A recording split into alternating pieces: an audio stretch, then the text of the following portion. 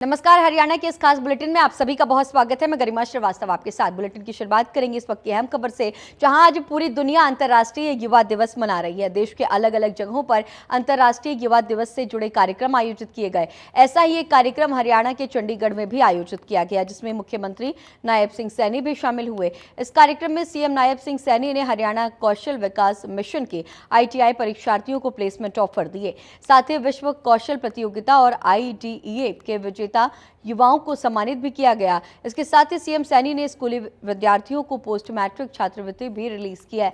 चंडीगढ़ में आयोजित हुए कार्यक्रम को संबोधित करते हुए मुख्यमंत्री नायब सिंह सैनी ने सबसे पहले राज्य के युवाओं को अंतर्राष्ट्रीय युवा दिवस की बधाई दी। उन्होंने कहा कि 2 दिन बाद 78वां आजादी का पर्व मनाया जाएगा। इस दौरान देश की आजादी के लिए मर मिटने वाले युवाओं को नमन किया। साथ ही उन्होंने कॉन्ट्रैक्टर सक्षम युवा योजना का भी शुभारंभ किया है। इस योजना के जरिए 10,000 युवाओं को स्किल ट्रेनिंग दी जाएगी और इसके अलावा सीएम सैनी IT सक्षम योजना का भी शुभारंभ किया गया। इस योजना के जरिए प्रदेश के युवा को मॉडर्न IT स्किल के लिए ट्रेनिंग दी जाएगी।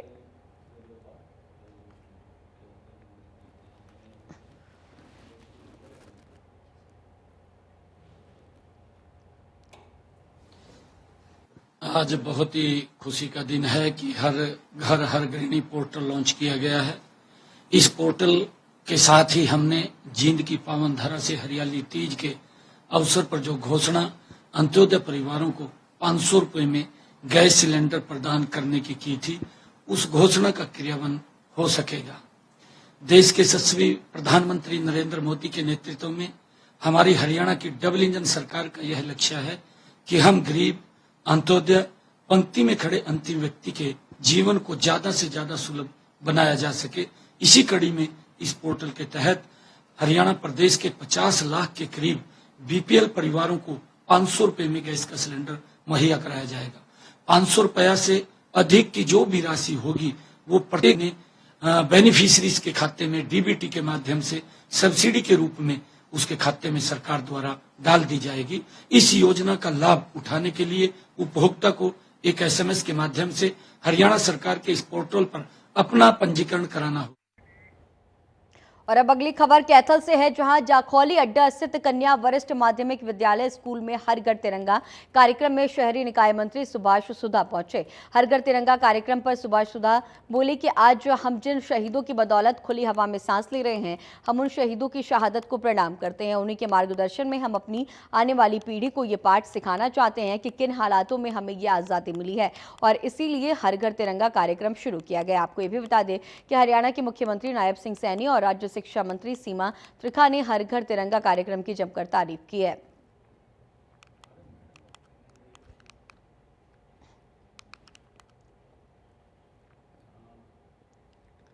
कैथल की तस्वीरें, जहां स्कूल में हर घर तिरंगा कार्यक्रम का आयोजन किया गया। नायब सैनी जी के नेतृत्व में हमारी एजुकेशन मिनिस्टर श्रीमा त्रिखा जी ने जिस प्रकार से आज मैं कहूँ स्कूलों के अंदर गुड मॉर्निंग की जगह जय हिंद बोलने का किया है, ये बच्चों को एक अच्छी प्रेरणा देने का कार्य किया है और हर बच्चे को हर जगह जय हिंद सूर्य बोलनी चाहिए। तो आज आए हैं कार्यक्रम में, क्या कहेंगे सर? मैं इस कार्यक्रम में आया था हर घर हर तिरंगा के लिए। मैं कहूँगा ये बहुत ही आज हम खुली हवा में जो सांस ले रही है, ये हमारे शहीदों हैं। उन शहीदों को हम प्रणाम करते हैं। उन्हीं की आज मार्गदर्शन में हम अपनी पीढ़ी को सिखाना चाहते हैं कि ये आज़ादी का आज ये हर घर तिरंगा लगाने का हमने कार्यक्रम का आयोजन किया है। हमारे प्रदेश के मुख्यमंत्री श्री नायब सैनी जी के नेतृत्व में हमारी हरियाणा में करनाल के नीलोखड़ी के तरावड़ी अंजल थली रोड पर रात को करीब 1 बजे पुलिस और बदमाशों के बीच मुठभेड़ होने की खबरें सामने आई हैं। सब मुठभेड़ में एक बदमाश के पैर में गोली लग गई और 3 बदमाशों को पुलिस ने मौके पर गिरफ्तार कर लिया। ये तीनों बदमाश अंजल थली रोड पर रात को आने जाने वाले राहगीरों से लूट की वारदात को अंजाम देते थे। जानकारी के मुताबिक Assandh CIA police inspector Mandeep Singh ने बताया कि कुछ दिन पहले तरावड़ी निवासी एक प्रॉपर्टी डीलर से फिरौती की मांग की गई थी। इसी मामले की कार्रवाई के लिए रात में करीब 1:30 बजे उनकी टीम यहां पर पहुंची थी।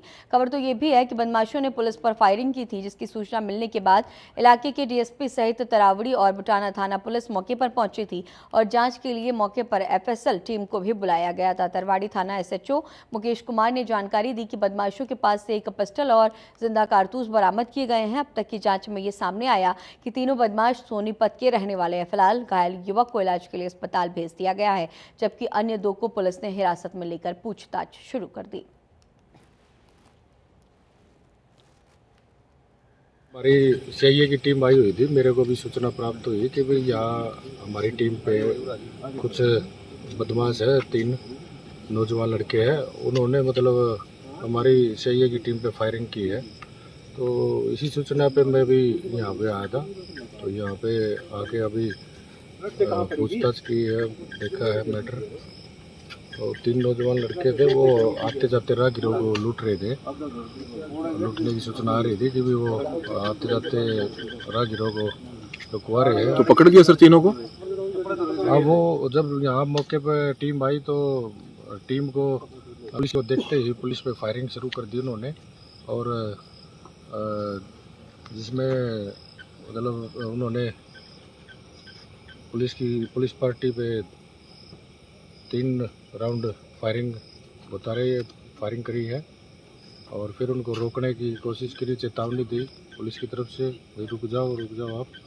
लेकिन वो रुके नहीं और पुलिस पे लगातार फायरिंग करते रहे।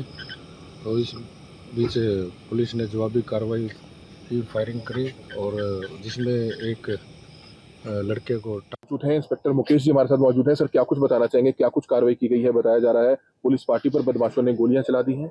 सर आज सीआईएसएन की टीम पेट्रोलिंग पे थी इलाके में, थाना तरावड़ी के इलाका में। तो उनको गुप्त सूचना मिली कि यहाँ लूटपाट हो सकती है। तो उन्होंने यहाँ रश किया। तो उनके ऊपर 3 लड़के थे पैदल, उन्होंने फायरिंग की। जो अभी फायरिंग में बंदे को पैर में गोली लगी है। तो मौके पर पिस्तौल भी पड़ा है उसको जी। तो फोरेंसिक टीमों को बुलाया गया है जी। मौजूद हैं इंस्पेक्टर मुकेश जी हमारे साथ। करनाल इंद्री में तिरंगा यात्रा का आयोजन किया गया और इस दौरान राज्य मंत्री सुभाष सुधा के अलावा इंद्री विधायक रामकुमार कश्यप और बीजेपी जिला अध्यक्ष योगेंद्र राणा तिरंगा यात्रा की अध्यक्षता करते हुए नजर आए हैं। तिरंगा यात्रा इंद्री विधानसभा के मुख्य बाजार से होते हुए निकलेगी।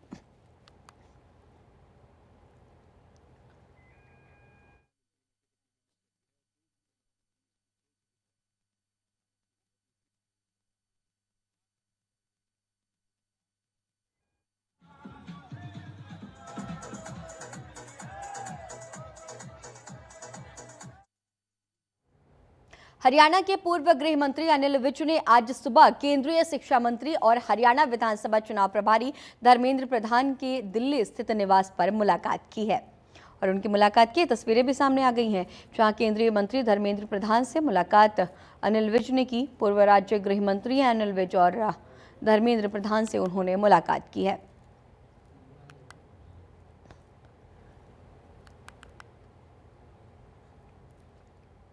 और ये मुलाकात की तस्वीरें भी।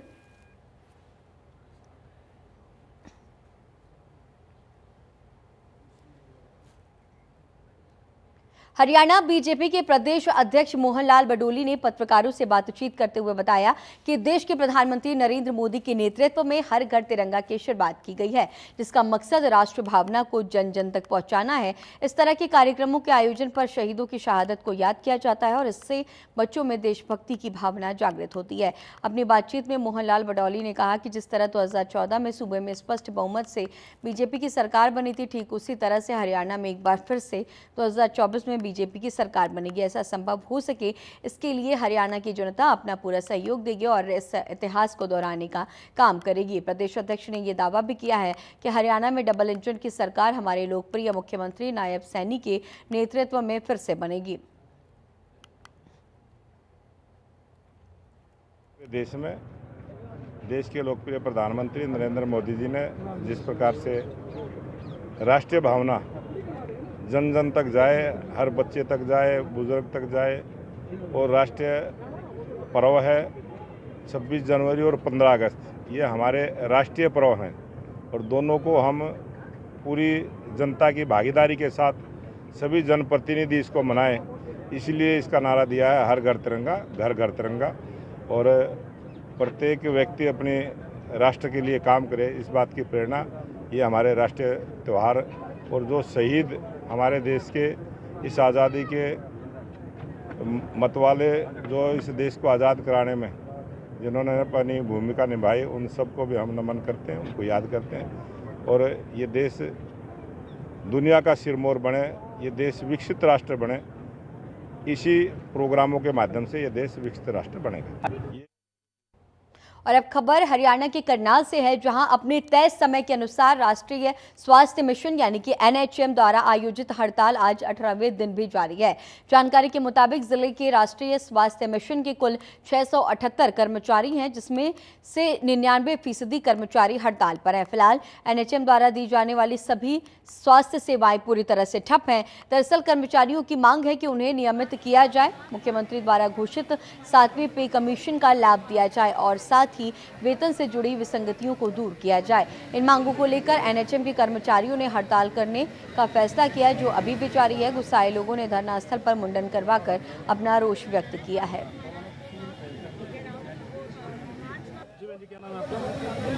मैं जिला करनाल से प्रधान NHM आज 18 दिन से हम लोग स्ट्राइक पर बैठे हुए हैं।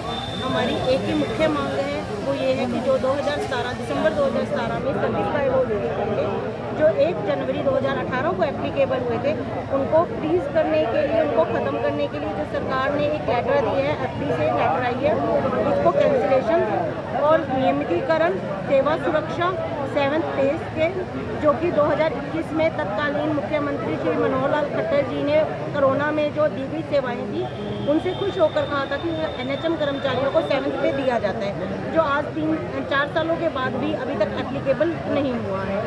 और जो है NHM है, 28 सालों से ये कार्य कर रहा है, परंतु 28 सालों में भी इसको पक्का नहीं किया गया। जब भी कोई कच्चे कर्मचारी को पक्का करने की पॉलिसी आती है, उसमें 5 साल और 10 साल क्राइटेरिया लिया जाता है। 28 साल एक बहुत लंबा टाइम है, क्यों नहीं उसके क्या कुछ मांगों को लेकर हम सब NHM कर्मी हमारे अपने हकों की लड़ाई के लिए यहाँ धरने पे आए हैं। हमारे माननीय मुख्यमंत्री श्री मनोहर लाल जी ने हमें 2019 में 18 में बायलॉज दिए थे। बायलॉज के तहत हम लोग काम कर रहे थे। उसके बाद 2021 में हमें हमारे कोरोना योद्धा के काम को अच्छे काम को देखते हुए उन्होंने हमें 7th पे की घोषणा की थी। एक 7th पे की घोषणा यानी कि कर्मचारी को एक रोटी देना। क्या आज आम जनता को मैं ये बताना चाहूंगी कि हम किसी की थाली में रोटी रख के क्या वापस लेते हैं? कभी भी वापस नहीं लेते। अब जो पहले वाले CM साहब ने हमारे लिए खुद एक अपने मुंह से, अपनी जुबान से हमारे काम की प्रशंसा को देखते हुए हमारे को 7th पे दिए थे और आम जनता में वाहवाही लूटी थी। वो वाहवाही तो लूट ली, क्या पूरी आम जनता को पता है? वो वाहवाही तो लूट ली जो आज तक हमें नहीं दी गई। हमारी थाली में जो रोटी दी गई थी बाइलाज के द्वारा, वो आज हमारे से छीनने का काम कर रही है सरकार। मांग हमारी कोई ब्रांड नहीं है, सारी पुरानी है। वादा खिलाफी कांड ये सब कुछ हो रहा है। अगर CM जो हमारे प्रदेश के मुख्यमंत्री एक मेन आदमी है और वही अपनी जुबान से पलट गए, तो आम जनता से क्या उम्मीद कर सकते हैं? उन्होंने 2021 में हमें 7th पे का लाभ दिया था। बस गलती हमारी ये होगी, हमने उनकी जुबान पे विश्वास कर लिया। आगे से तो हम किसी की जुबान पे विश्वास भी नहीं करेंगे। ऐसा काम कर दिया। अगर उस टाइम सब लिखित में देखो तो शायद आज हमें अंदर भी बैठना पड़ता। उन्होंने हमारे दम पे कोरोना में वाई लूटी, देश में वाई लूटी और उसी हमारी सेवा से खुश होकर हमारे पर फूलों ही बरसा गई। कोरोना योद्धा की उपाधि दी और उसी सेवा से खुश होकर उन्होंने कहा था कि भी आपको 7th पे का लाभ दिया जाएगा। और जबकि 2018 में लेटर भी निकाला था, वो आज हमारे पास सारी कुछ है और सरकार का 1% भी इसके ऊपर इफेक्ट नहीं पड़ना, 1% भी। फिर भी पता नहीं क्यों सरकार अपनी किरकिरी करवा रही है, मरीजों को परेशान कर रही है, जनता को परेशान कर रही है, हमें परेशान कर रही है। हम बिल्कुल भी खुश नहीं है गरीब बैठ के। असर तो पड़ेगा सर, अगर ये हमारी मनोकामना, हमारी इच्छा पूरी कर देते रहे तो हम इनकी मनोकामना पूरी कर देंगे। तीसरी बार फिर इसकी सरकार बना देंगे। और अब खबर अंबाला से है, जहां विभिन्न विभागों के आला अधिकारियों के साथ परिवहन मंत्री असीम गोयल शहर के दौरे पर निकले हैं। वहां उन्होंने भारी बारिश और जलभराव वाले इलाकों का दौरा किया। इस दौरान पब्लिक हेल्थ, शहरी विभाग, नगर निगम समेत अन्य विभागों के अधिकारी भी मौजूद रहे।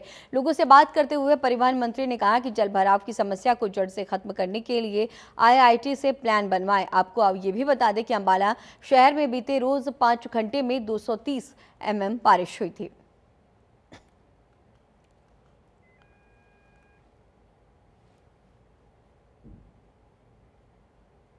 दिल्ली से सटा स्मार्ट सिटी शहर फरीदाबाद अपने मंत्रियों, नेताओं और अधिकारियों की कारगुजारियों की पोल हर बारिश में खुल जाती है। तस्वीरों में आप साफ देख सकते हैं कि शहर के सबसे पॉश इलाका कहे जाने वाले सेक्टर 15 और सेक्टर 15A की क्या दशा है।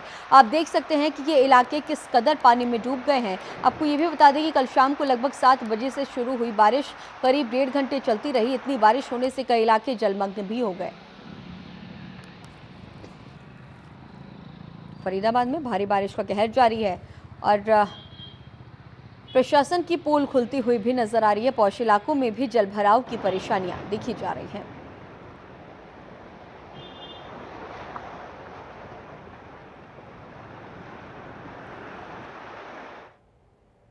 और अब अगली खबर फरीदाबाद से है, जहां भारी बारिश के चलते मेन सेक्टर 12 और सेक्टर 15 के चौक पर अचानक सड़क धंस गई। सड़क धंसने से लगभग 15 से 20 फीट चौड़ा और लगभग 10 से 12 फीट गहरा गड्ढा सड़क के बीच में हो गया।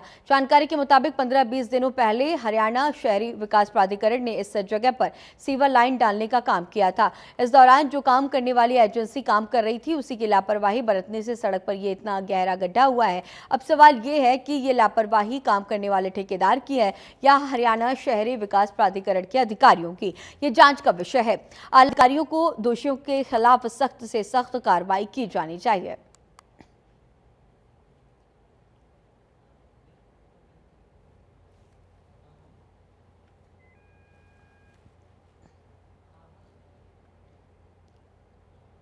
हरियाणा के महेंद्रगढ़ में शहीदों के सम्मान में तिरंगा यात्रा निकाली गई। ये तिरंगा यात्रा भारतीय जनता पार्टी युवा मोर्चा की तरफ से निकाली गई है। इस यात्रा को पूर्व शिक्षा मंत्री प्रोफेसर रामविलास शर्मा ने तिरंगा झंडा दिखाकर रवाना किया। इस यात्रा में हजारों की संख्या में बीजेपी कार्यकर्ता शामिल हुए। इस दौरान उन्होंने भारत माता की जय, वंदे मातरम, शहीद राव तुलाराम अमर रहे के नारे लगाकर माहौल को देशभक्ति के रंग में रंग दिया।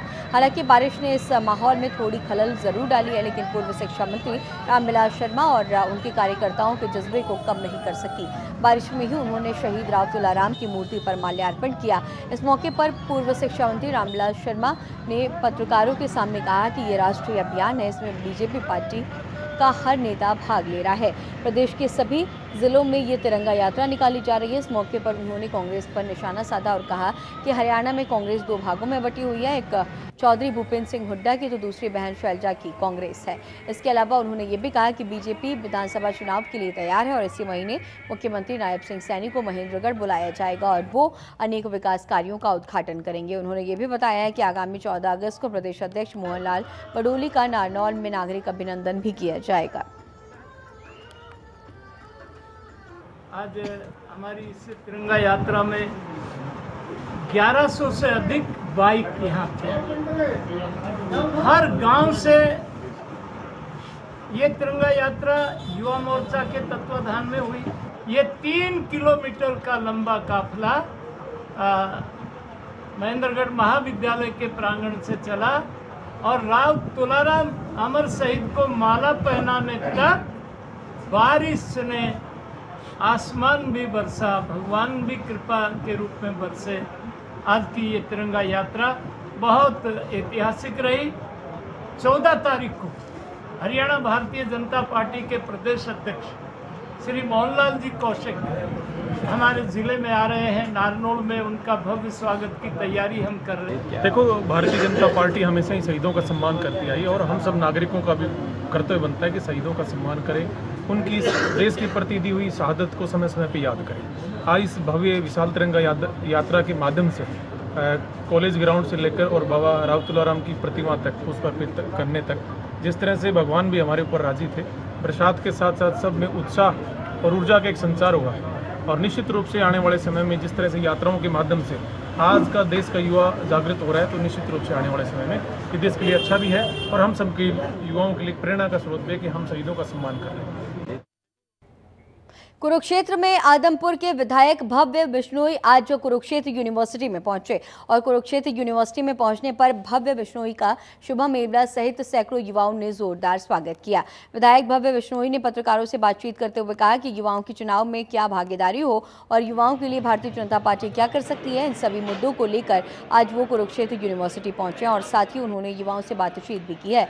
इस दौरान उन्होंने कहा कि हमारा आपका सुझाव हमारा संकल्प अभियान के तहत युवाओं से बातचीत के आधार पर पार्टी का घोषणा पत्र तैयार किया जा रहा है और चुनाव में जो भी बीजेपी का घोषणा पत्र होगा उसमें युवाओं के मुद्दे उसमें निश्चित तौर पर शामिल होंगे और सरकार बनने के बाद उन पर अमल भी किया जाएगा।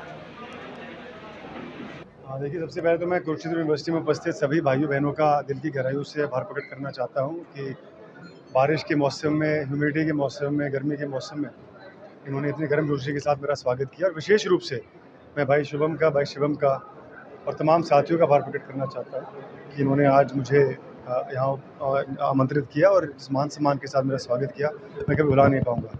और भाई शुभम में सारे हमारे संघर्ष के साथी है। जब हर्षका के टाइम लगभग 10-12 साल पहले हमने अगर हमारी बात करें तो युवावस्था के अंदर जो राजनीति का सफ़र हमने शुरू किया तो साथ मिलकर हमने काफ़ी संघर्ष किया। तो मैं खुद को भाग्यशाली समझता हूँ कि हमारे परिवार को शुभम और शिवम प्रदीप जी जैसे ऊर्जावान साथी मिले हैं और भविष्य में भी मैं इनको विश्वास दिलाता हूँ कि जब जब इनको मेरे सहयोग की, मेरे साथ की जरूरत पड़ेगी। आज सभी युवा साथियों ने, जीएसओ टीम भव्य ने आज यहाँ पे कुरुक्षेत्र विश्वविद्यालय में भाई भव्य बिश्नोई का छात्र संवाद कार्यक्रम का आयोजन किया था और सभी युवाओं ने और सभी छात्रों ने बहुत बढ़ चढ़ कर इसमें हिस्सा लिया। मैं सभी का बहुत बहुत धन्यवाद करता हूँ। स्पेशली मैं धन्यवाद करता हूँ हमारे ऊर्जावान नेता, युवा नेता, हमारे बड़े भाई और प्रदेश के सबसे युवा विधायक हैं, उनका मैं बहुत यहाँ पे पहुँचने का बहुत स्वागत करता हूँ, उनका धन्यवाद करता हूँ कि वहाँ यहाँ पर आए और उन्होंने युवाओं की प्रेरणा देने का काम की और हम आगे भी इन्हीं की प्रेरणा से आगे बढ़ चढ़ कर हम इसके लिए काम, युवाओं के और छात्रों के लिए काम करते रहेंगे और जो भी संघर्ष हमें इनके लिए करना पड़ेगा, हम भजनलाल परिवार और भव्य बिश्नोई के साथ जुड़कर हम आगे इनके साथ संघर्ष करने